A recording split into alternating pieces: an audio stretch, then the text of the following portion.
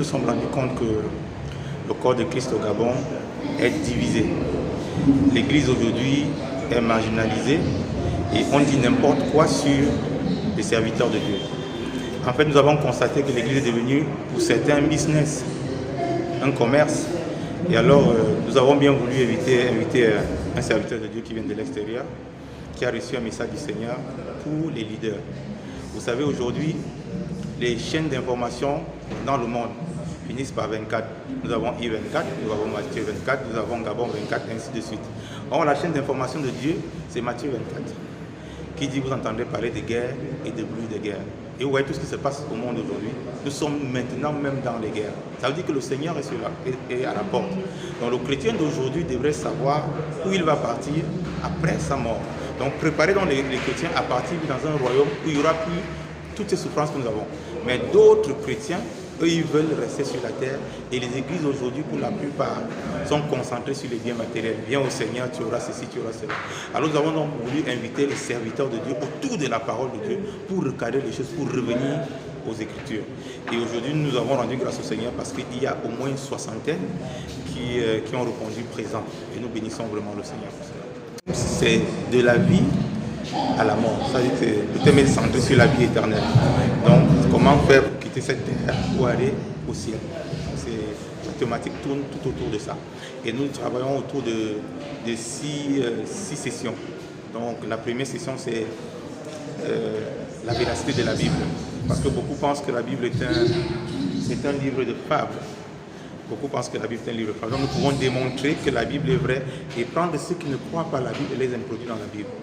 Nous avons aussi une autre session qui parle de l'Église. Le Seigneur dit, je bâtirai mon Église.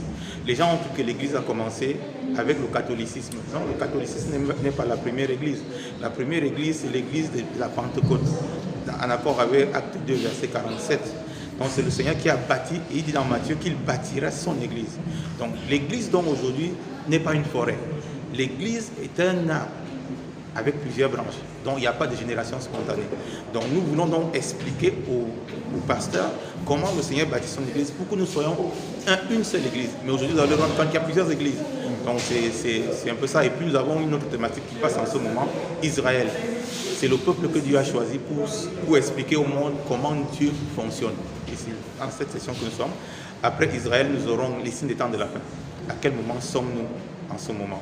Parce que tout ce que nous voyons dans le monde en ce moment, ce sont des signes annonciateurs de la venue du Seigneur. Nous avons une autre session qui est le péché. Qu'est-ce que le péché? Les gens pensent que le péché, c'est le vol, le mensonge, l'adultère. Or, ce sont des fruits du péché. Or, le véritable péché, c'est quoi? C'est la nature de l'homme, la nature adamique de l'homme. Donc, quand Dieu régénère l'homme spirituellement, toutes ces autres choses tombent au fur et à mesure. Et puis, la dernière session, c'est l'œuvre rédemptrice de Christ. Parce que plusieurs personnes savent pourquoi Jésus est mort. Mais si vous leur posez la question, pourquoi est-ce qu'il est ressuscité, et en tant que beaucoup de chrétiens ne pourront pas vous répondre. Et nous disons donc, en accord avec les Écritures, que si Christ n'est pas ressuscité, votre foi est vaine et vous demeurez dans vos péchés.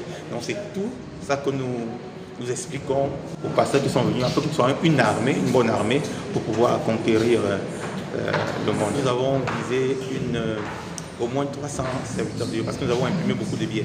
Mais plusieurs nous ont dit qu'ils avaient d'autres programmes. Mais sinon, la plupart ont répondu favorablement. D'autres se sont même joints à nous pour prier par rapport à ce programme, parce qu'ils essoufflaient déjà, parce que les hommes de Dieu tellement essoufflent. À chaque moment, les fidèles appellent. Oh, les démons me disent. Non, ils cherchaient donc une solution pour essayer d'être soulagés de cette corvée-là. Donc beaucoup sont joints à nous. On a prié pour la réussite de cet événement.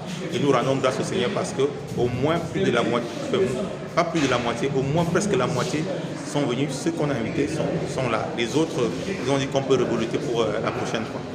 C'est le présent qu'il faut par rapport à la volonté de Dieu. Nous élevons des prières pour lui et nous prions même le Seigneur si nous pouvons le rencontrer, parce que nous avons beaucoup de choses à partager avec lui. Ce n'est pas en passant comme ça à la télé que nous pouvons dire beaucoup de choses. Si nous avons l'opportunité de le rencontrer, nous aurons beaucoup de choses à lui expliquer par rapport à l'avenir du Gabon. Nous venons d'organiser avec un but bien défini et très spécifique, parce que nous avions constaté que pratiquement ceux qui se disent chrétiens normalement aujourd'hui sont pratiquement divisés. Et nous nous sommes dit, au travers des Écritures, est-ce que quand Christ était sur cette terre, est-ce que le corps de Christ était divisé?